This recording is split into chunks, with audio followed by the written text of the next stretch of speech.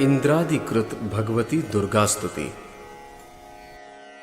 दिनेश सहगल गुरुजी कहते हैं, मित्रों, मार्कंडेय पुराण के अनुसार देवराज इंद्र तथा अन्य देवताओं द्वारा देवी दुर्गा को प्रसन्न करने के लिए पूर्व काल में यह स्तुति की गई थी। यह एक ऐसी अद्भुत स्तुति है जिसमें स्तुति के साथ साथ देवी का अमोघ कवच भी है। पूर्व काल में जब असुरों के स्वामी महिषासुर ने देवताओं का राज्य छीन लिया था, तब देवताओं ने शंकर जी एवं विष्णु जी की शरण ली, परंतु उन दोनों ने भी अपने आप को भगवती दुर्गा के अधीन बताते हुए देवताओं को देवी दुर्गा की आराधना करने को कहा।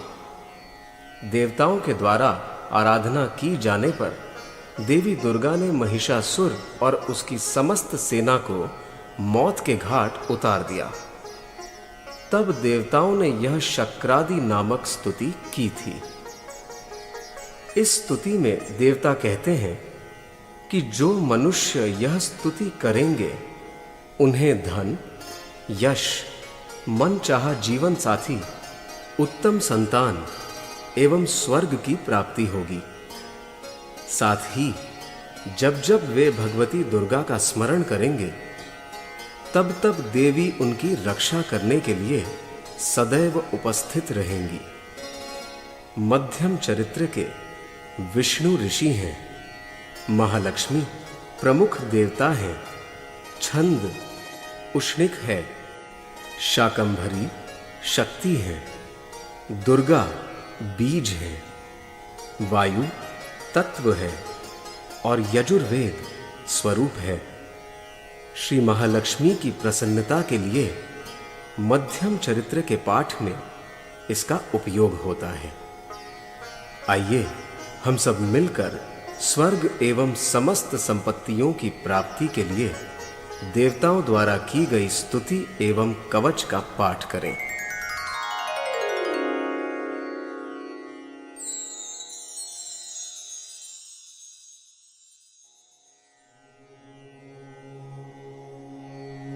इस स्तुति का पाठ करते समय हमें इस प्रकार देवी का ध्यान करना चाहिए।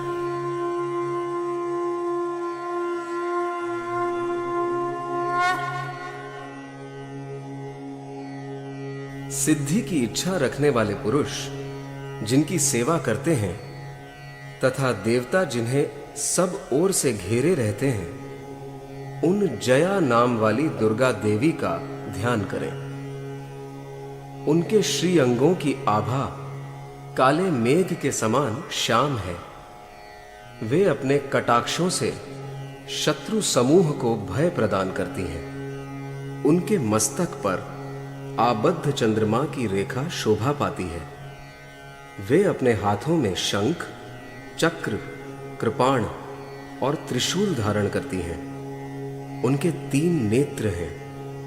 वे सिंह के कंधे पर चढ़ी हुई हैं और अपने तेज से तीनों लोकों को परिपूर्ण कर रही हैं। शक्रादि स्तुति। देवता बोले, संपूर्ण देवताओं की शक्ति का समुदाय ही जिनका स्वरूप है तथा जिन देवी ने अपनी शक्ति से संपूर्ण जगत को व्याप्त कर रखा है, समस्त देवताओं और महर्षियों की पूजनीय उन जगदम्बा को हम भक्ति पूर्वक नमस्कार करते हैं। वे हम लोगों का कल्याण करें।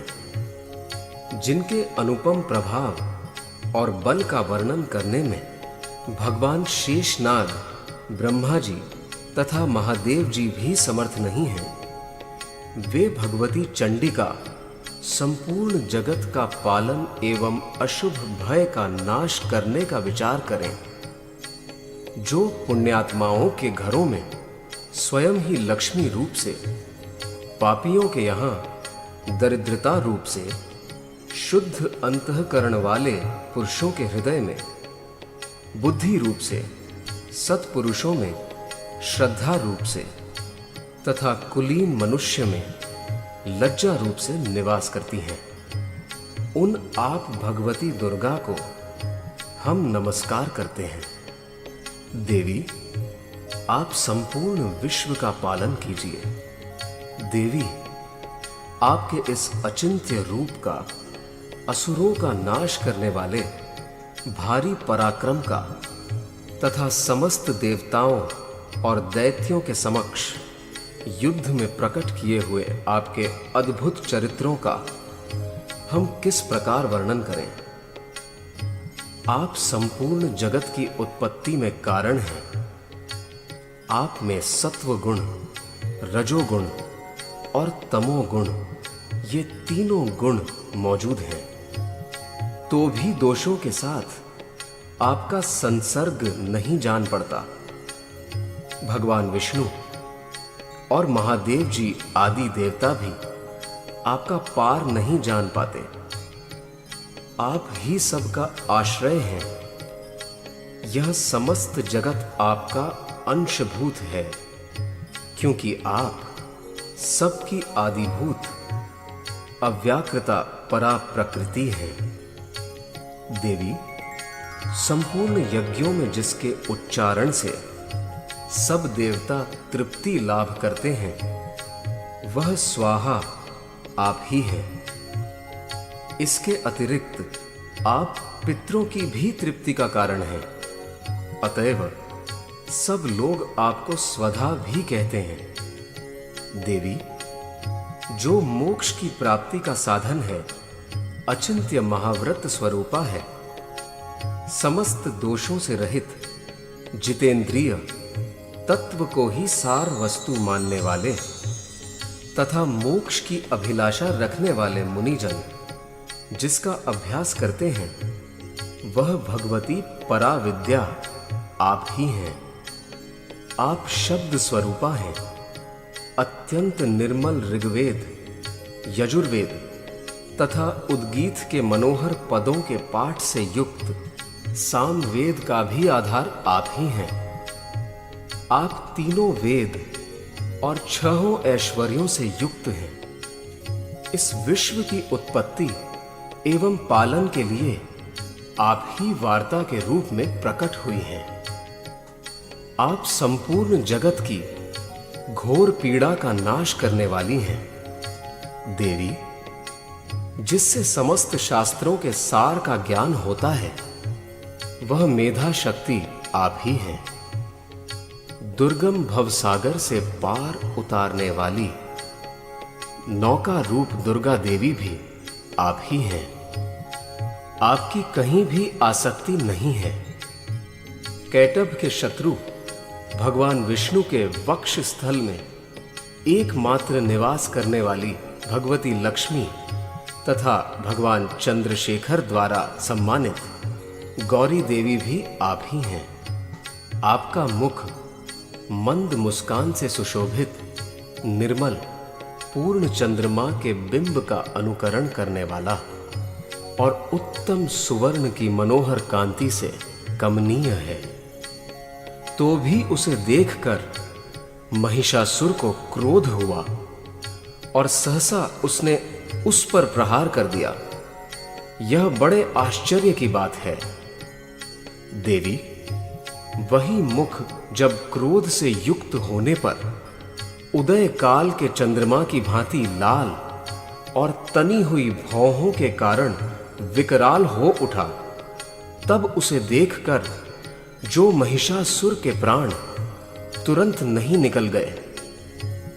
यह उससे भी बढ़कर आश्चर्य की बात है, क्योंकि क्रोध में भरे हुए यमराज को देखकर भला कौन जीवित रह सकता है। देवी, आप प्रसन्न हो। परमात्मा स्वरूपा आपके प्रसन्न होने पर जगत का अभ्युदय होता है और क्रोध में भर जाने पर आप तत्काल ही कितने कुलों का सर्वनाश कर डालती हैं। यह बात भी अनुभव में आई है, क्योंकि महिषासुर की यह विशाल सेना क्षण भर में आपके कोप से नष्ट हो गई है। सदा अभ्युदय प्रदान करने वाली आप जिन पर प्रसन्न रहती हैं वे ही देश में सम्मानित हैं। उन्हीं को धन और यश की प्राप्ति होती है। उन्हीं का धर्म कभी शिथिल नहीं होता तथा वे ही अपने हृष्ट पुष्ट जीवन साथी, संतानों और भृत्यों के साथ धन्य माने जाते हैं। देवी, आपकी ही कृपा से पुण्यात्मा पुरुष प्रतिदिन अत्यंत श्रद्धा पूर्वक सदा सब प्रकार के धर्मानुकूल कर्म करता है और उसके प्रभाव से स्वर्ग लोक में जाता है। इसलिए आप तीनों लोकों में निश्चय ही मनोवांछित फल देने वाली हैं। मां दुर्गे, आप स्मरण करने पर सब प्राणियों का भय हर लेती हैं और स्वस्थ पुरुषों द्वारा चिंतन करने पर उन्हें परम कल्याणमयी बुद्धि प्रदान करती हैं। दुख, दरिद्रता और भय हरने वाली देवी, आपके सिवा दूसरी कौन है जिसका चित्त सबका उपकार करने के लिए सदा ही दयार्द्र रहता हो।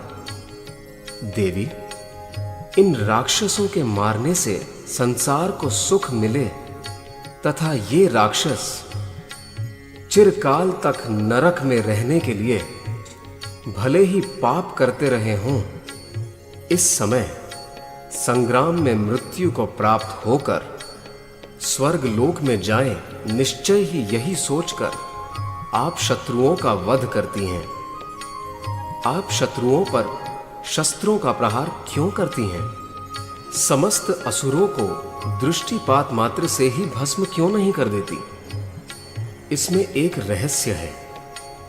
ये शत्रु भी हमारे शस्त्रों से पवित्र होकर उत्तम लोकों में जाएं, इस प्रकार उनके प्रति भी आपका विचार अत्यंत उत्तम रहता है।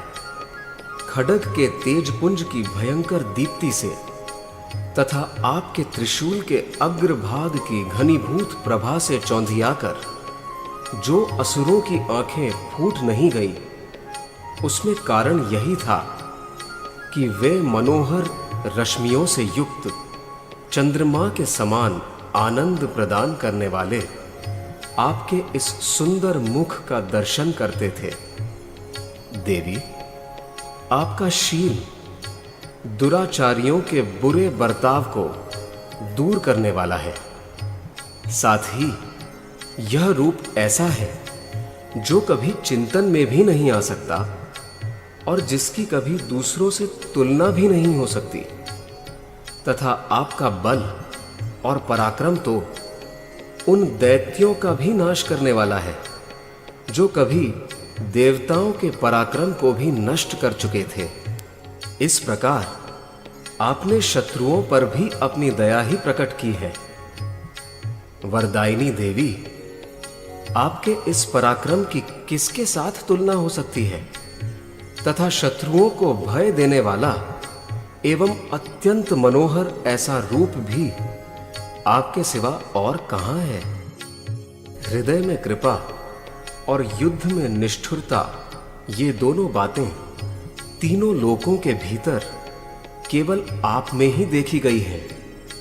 मातः, आपने शत्रुओं का नाश करके इस समस्त त्रिलोकों की रक्षा की है।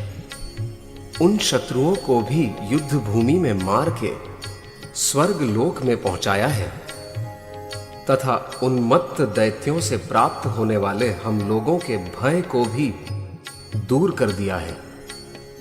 आपको हमारा नमस्कार है। देवी, आप शूल से हमारी रक्षा करें।